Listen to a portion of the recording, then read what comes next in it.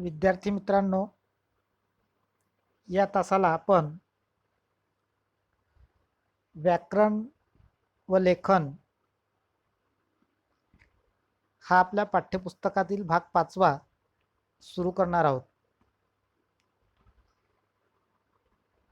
व्याकरण व लेखनमध्ये सर्वप्रथम आपण व्याकरण व त्यातील काही घटक समजावून घेणार आहोत.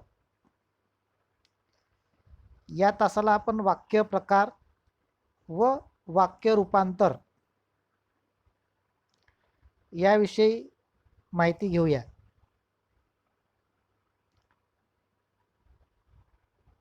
वाक्य प्रकार. आता वाक्य प्रकार म्हणजे काय? तुम्हाला माहित आहे की वर्णाच्या माध्यमातून शब्द बनतो. उदाहरणार्थ आई हा जो शब्द आहे हा आ आणि ई या दोन वर्णांनी बनलेला आहे. दोन अर्थपूर्ण वर्ण शब्दामध्ये असतात आणि शब्दांचं मिळून वाक्य तयार होतं. इयत्ता 11वीला असताना हे आपण शिकलो आहोत. आपण बोलत असतो म्हणजे काय, तर आपण एक एक वाक्य म्हणत असतो. आपले विचार व्यक्त करताना किंवा आपल्याला काय म्हणायचं आहे ते आपण एका एका वाक्यातून सांगत असतो. त्यामुळे वाक्य म्हणजे काय हे आता तुमच्या लक्षात आले असेल. मी गावाला जातो, मी बाजारातून आत्ताच आलो आहे, मी यावर्षी इयत्ता 12वी मध्ये शिकत आहे. ही सगळी काय झाली? ही सगळी झाली वाक्ये. आपण बोलताना लिहिताना अनेक प्रकारची वाक्ये वापरतो. पुस्तकामध्ये पहा, आपण बोलताना लिहिताना अनेक प्रकारची वाक्ये वापरतो. एकच आशय अनेक प्रकारच्या वाक्यातून सांगता येतो. पहा कशी गंमत आहे. एकाच अर्थाची आपल्याला अनेक वाक्ये बोलता येतात. एकाच आशयाची अनेक वाक्ये बोलता येतात किंवा लिहिता येतात.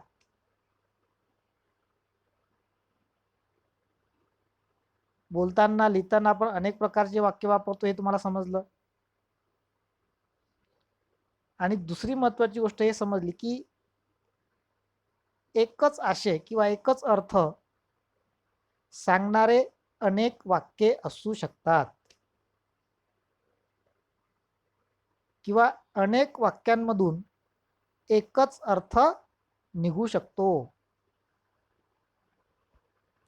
पहा आपल्या पाठ्यपुस्तकामध्ये उदाहरण दिलेलं आहे. उदाहरणार्थ, काल खूप पाऊस पडला. काल खूप पाऊस पडला. आता हे वाक्य, या वाक्यात काय आहे? या वाक्यात असं सांगितलेलं आहे की काल खूप पाऊस पडलेला आहे. काल खूप पाऊस पडला असं हे वाक्य आहे. आता हे वाक्य खाली पहा, 5 प्रकारे लिहिलेलं तुम्हाला आढळते आणि 5ही वाक्यांचा अर्थ एकच आहे. तो म्हणजे काल खूप पाऊस पडला हा. म्हणजे याचा अर्थ एकाच अर्थाची अनेक वाक्ये तयार करता येतात. काल खूप पाऊस पडला या अर्थाची अनेक वाक्ये खाली दिलेली आहेत. 5 वाक्ये खाली दिलेली आहेत. पहिलं वाक्य पहा कोणतं आहे? काल फार पाऊस पडला. खूपच्या ऐवजी फार हा शब्द वापरला. परंतु अर्थ एकच, काल खूप पाऊस पडलेला आहे. क्रमांक 2चं वाक्य पहा. काल काही कमी पाऊस पडला नाही. काल काही कमी पाऊस पडला नाही. याचा अर्थ काय होतो? याचा अर्थ असा होतो काल खूप पाऊस पडला. म्हणजे वाक्य वेगळ्या प्रकारे बोललं गेलं, वाक्य वेगळ्या प्रकारे लिहिलं गेलं, परंतु अर्थ मात्र एकच, काल खूप पाऊस पडला. तिसरं वाक्य पहा कसं आहे. काल काय कमी पाऊस पडला का? प्रश्नचिन्ह आहे. कसं? काल काय कमी पाऊस पडला का? आता अशा पद्धतीनं जर हे वाक्य उच्चारलं तर त्याचा अर्थ काय होतो? काल खूप पाऊस पडला. वाक्य उच्चारलं गेलं वेगळ्या प्रकारे, लिहिल्या गेलं वेगळ्या प्रकारे, बोलल्या गेलं वेगळ्या प्रकारे, पण अर्थ एकच, काल खूप पाऊस पडला. हेच वाक्य असं जरी म्हटलं, काल काय कमी पाऊस पडला का, तरी अर्थ तोच होणार, काल खूप पाऊस पडला. चौथं वाक्य पहा. काल कमी तर पाऊस पडला नाही ना. काल कमी तर पाऊस पडला नाही ना. याही वाक्याचा अर्थ एकच होतो की काल खूप पाऊस पडला. पाचवं वाक्य पहा. किती अफाट पाऊस पडला काल. किती अफाट पाऊस पडला काल. या वाक्याचाही अर्थ हाच आहे की काल खूप पाऊस पडला. या उदाहरणावरून तुमच्या काय लक्षात आले?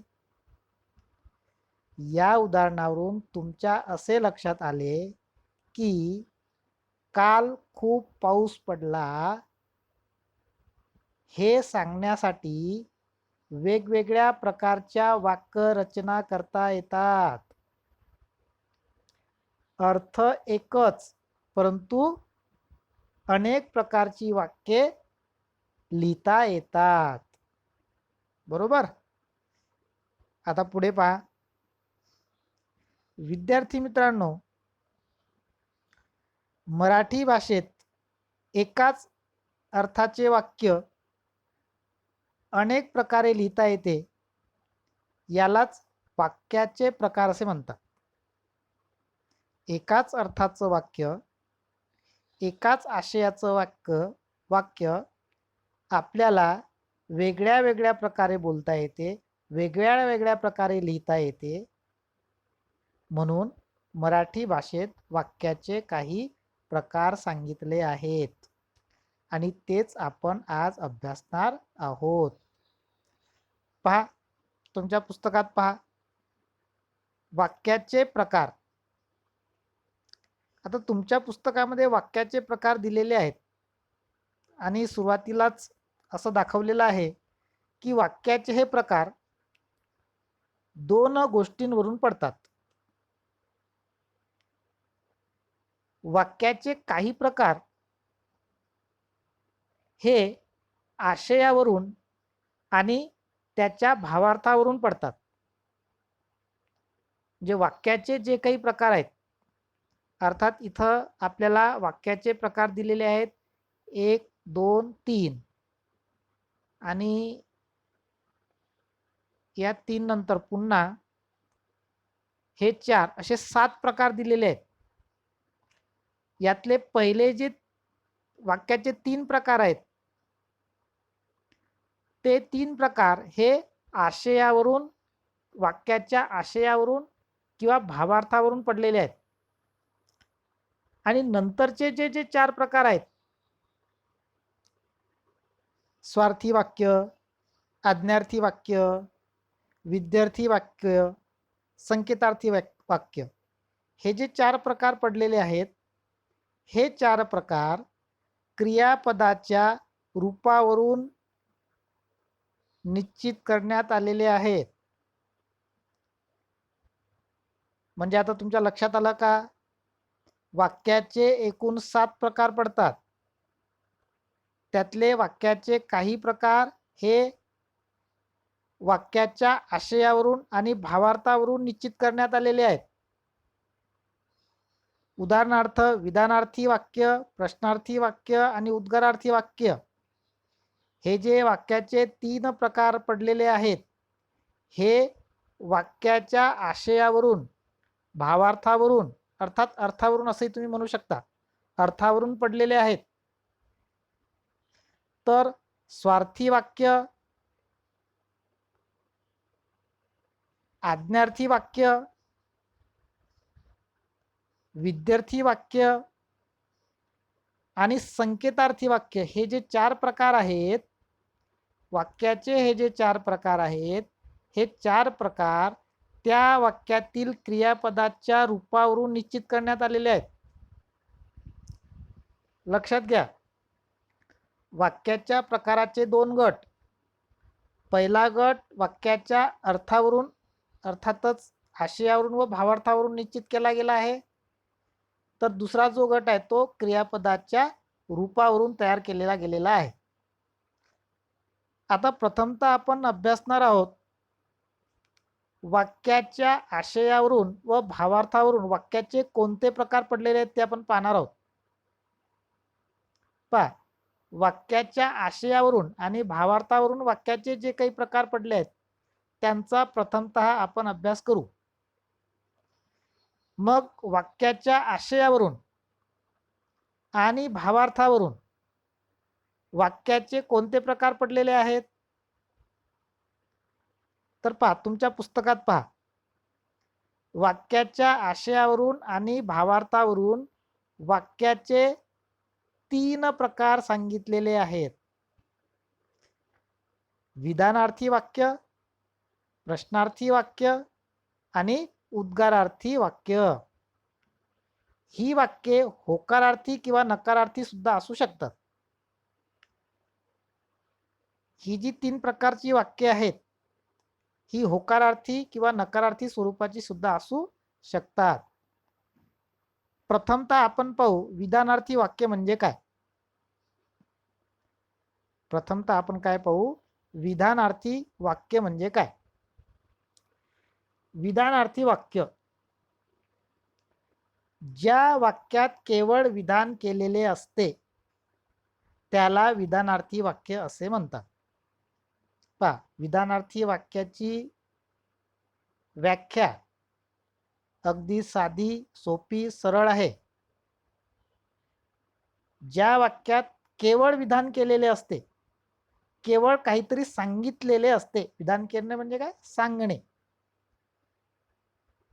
ज्या वाक्यात केवळ विधान केलेले असते त्याला विधानार्थी वाक्य असे म्हणतात. ज्या वाक्यात काहीतरी फक्त सांगितलेलं आहे ते वाक्य हे विधानार्थी वाक्य असते. आपल्या पाठ्यपुस्तकात उदाहरण दिलेलं आहे. पहिलं उदाहरण पहा, सचिन तेंडुलकर उत्तम फलंदाज आहे. हे काय आहे, हे एक विधान आहे. तुम्हाला सांगितलं गेलेलं आहे, फक्त काय सांगितलं गेलं की सचिन तेंडुलकर हा एक उत्तम फलंदाज आहे. हे एक विधान आहे, म्हणून हे विधानार्थी वाक्य ठरते. दुसरं उदाहरण सुद्धा आपल्या पाठ्यपुस्तकामध्ये दिलेलं आहे. विटी दांडूचा खेळ अलीकडे फारसा खेळला जात नाही. विटू दांडूचा खेळ अलीकडे फारसा खेळला जात नाही. यामध्ये सुद्धा एक विधान केलेलं आहे. तुम्हाला फक्त सांगितलेलं आहे की विटू दांडूचा खेळ अलीकडे फारसा खेळला जात नाही, म्हणून हे वाक्य सुद्धा विधानार्थी वाक्य आहे. बरं, पुस्तकातली ही 2 वाक्ये विधानार्थी आहेत हे तुम्हाला समजलं, परंतु याचा अर्थ परीक्षेत सुद्धा हीच वाक्ये येतील अशातला भाग नाही. समजा मी असे म्हटले की कोरोना हा एक संसर्गजन्य रोग आहे. हे वाक्य कोणत्या प्रकारचे आहे? वाक्य काय आहे? कोरोना हा एक संसर्गजन्य रोग आहे. हे काय झालं? हे विधान झालं. म्हणून याला विधानार्थी वाक्य असे आपण म्हणू. म्हणजे तुम्हाला काहीतरी सांगितलं गेलं, ज्या वाक्यातून तुम्हाला फक्त काहीतरी सांगितलं गेलेलं असतं ते अतिशय साधं सरळ वाक्य असतं, त्यात विधान केलेलं असतं, ते वाक्य झालं विधानार्थी वाक्य. किंवा आम्ही दुसरं वाक्य बोलतो,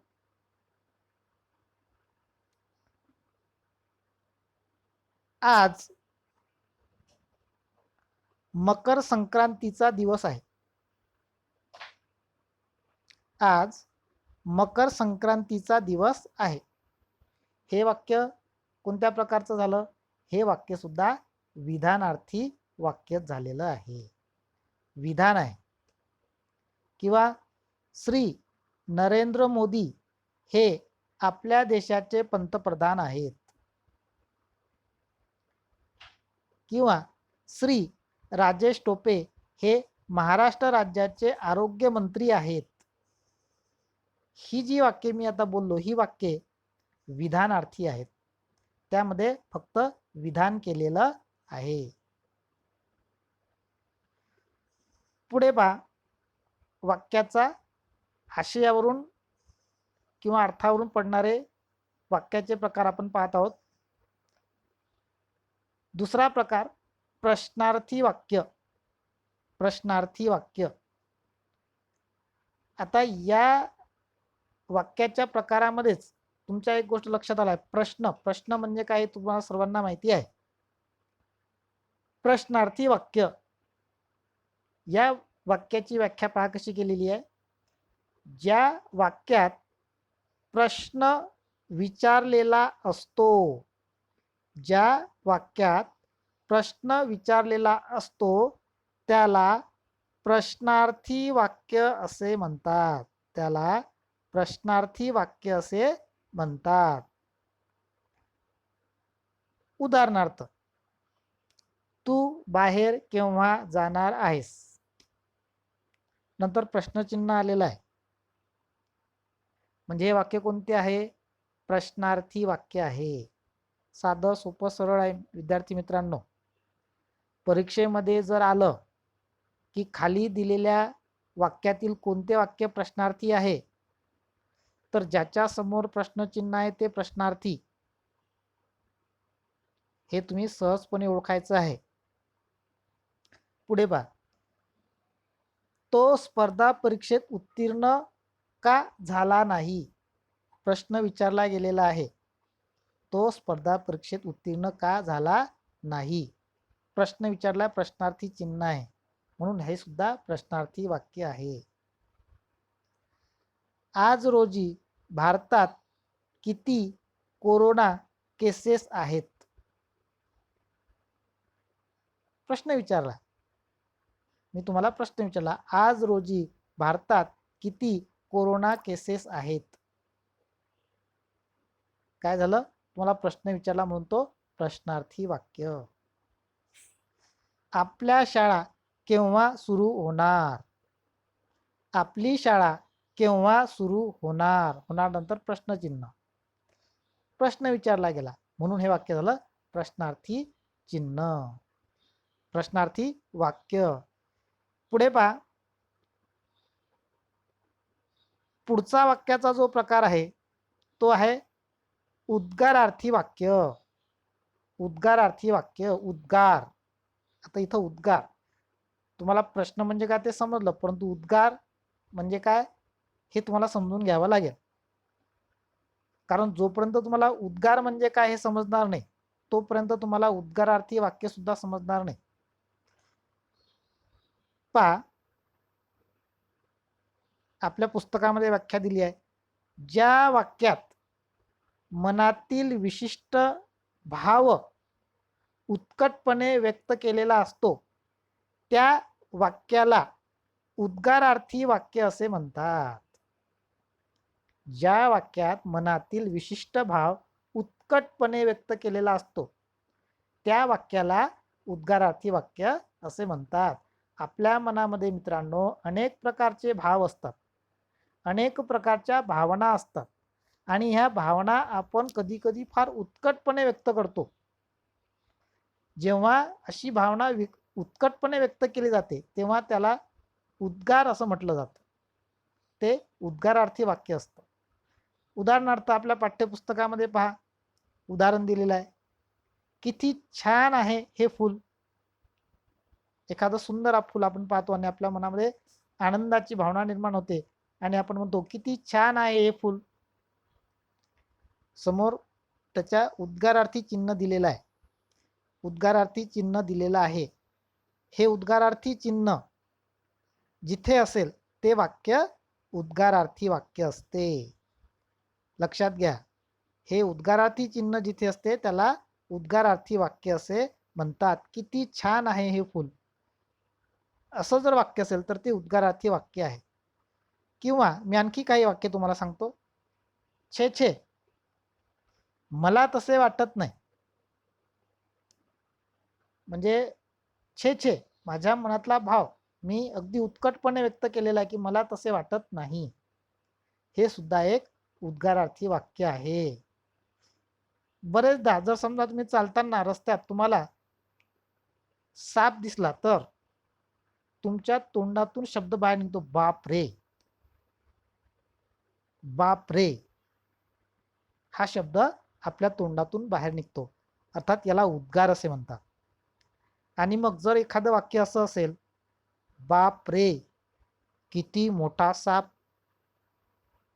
तर हे सुद्धा उद्गारार्थी वाक्य आहे. हे वाक्य सुद्धा उद्गारार्थी वाक्य आहे.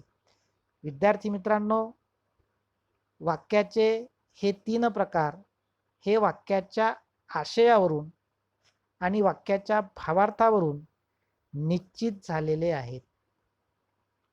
वाक्याचा आशय, वाक्याचा भावार्थ यावरून वाक्याचे विधानार्थी, प्रश्नार्थी आणि उद्गारार्थी असे 3 प्रकार पडतात.